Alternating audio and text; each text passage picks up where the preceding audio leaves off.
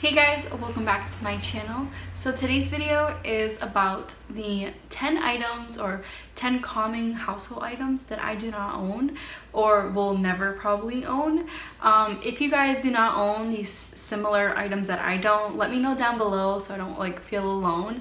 I know with everyone at work thinks I'm crazy because I don't own the most typical items that people buy on an everyday basis when they live alone or live with family. So yeah, anyways, if you guys like this kind of video, please throw a thumbs up down below and don't forget to subscribe if you are new here. Number one is a TV and also DVD players, all that technology stuff. I do not own a TV. The only technology device I have in my house is my phone, which I have the iPhone 6s Plus. I know, so outdated, but hey, it works. The main reason why I do not own a TV is that, one, I did not want to pay for internet. I know some people use other people's hotspot and stuff. I don't know anyone that really has internet to use their hotspot, so I didn't want to pay internet for a smart TV. I didn't want to put any holes in the wall to mount up a TV, or I just feel like they take up so much space. Hopefully in the near future, if I want to purchase something to watch a show or a movie, I will probably invest in a projector. I know a couple people have projectors, and I noticed that they work so much better than actual TVs because they're usually the size of our phones and they're all a smart device. But then again, with also a projector, you need internet. So maybe in the near future, but as of right now, no TV, none of that stuff in my house. The next thing is a radio or a Bluetooth speaker. I don't have any of those as well. The reason for that is because I normally don't, when I listen to music, I usually have my Bluetooth headphones, and I usually just go straight to the gym and work out with them, and then I come home and even if I'm cleaning around the house, I'll wear the headphones because I am kind of that conservative neighbor where I don't want to in my neighbors complain, because obviously we all have different types of music and stuff. So I don't want to be that rude person, and majority of the people that live under me and beside me are elderly people, so I don't want to be that rude neighbor to blast hip-hop and stuff. And also I didn't want a radio or anything like that because I feel like it takes up space and I knew I was not going to use it. The next common item that I think everyone in this area has and that I did not grow up with, that's why I do not even own one, is an AC. Our summers in Massachusetts aren't as bad as I would say maybe Miami and other parts of the US. I think our summers are really comfortable. Right now I know it's 85 degrees outside, it's humid, but I can bear with it. Obviously I do have AC in the car. They come with AC, so I'm very thankful for that because I don't really like having the windows down and having my hair go crazy. So not only is an AC very bulky to put in the window, but they are very, very expensive on the electric bill, and I love that my electric bill is majority $10 to $12 a month. If you guys want a video on how I save on electric, let me know down below. But I did not want that electric bill to be like my sister's because they have ACs and their electric bill is $200 to $100 a month, and I did not want that. The next item is a toaster. I recently got rid of my toaster because I do not purchase bread or anything to toast in the toaster. So in the beginning when I moved out, I had waffles and stuff like that, but ever since I started going to the gym more, I kind of cut out the junk food and started going towards more of a clean vegan diet instead of a junk food vegan diet. So I was not using the toaster. I haven't used the toaster in 6 months, so I donated it to someone at work that their toaster recently died, and they were very thrilled to just get a free toaster. And if I do ever need to toast something, I can probably either do it on the stove or do it in the oven. It doesn't really matter to me. The next thing that I do not purchase or repurchase is disposable sponges. Disposable sponges were making me waste so much money. I would usually get my sponges from either Walmart or Dollar Tree, depending what store I was closer to. I would switch out my sponge like every month, and it adds up. If you know, I know sponges could be $1 at the dollar store, but $1 can add up really fast. So I came across like a reusable sponge.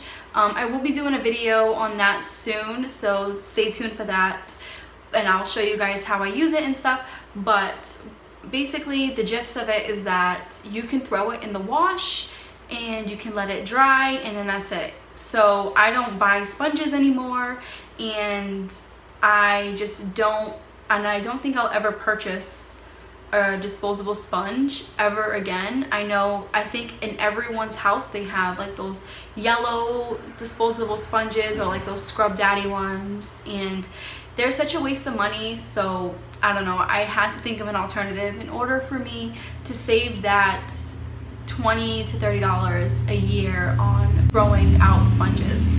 The next item is really common, especially I think with Pinterest and YouTube and everything nowadays, is like so I would say like decorative and stuff. It's decor. I do not own like any decor items. The items you guys see in my house are mostly all plants. I only own 2 paintings, and that is my Buddha painting in my fireplace, which that painting reminds me of my journey of becoming a minimalist. That's why I really like it and treasure it. And then I have 1 painting in my living room, which is my Monstera wooden carving, which the Monstera plants are my favorite plant. So both of those paintings mean something to me, and I think that's all that I need. I do not purchase any home decor. I think it's a waste of money.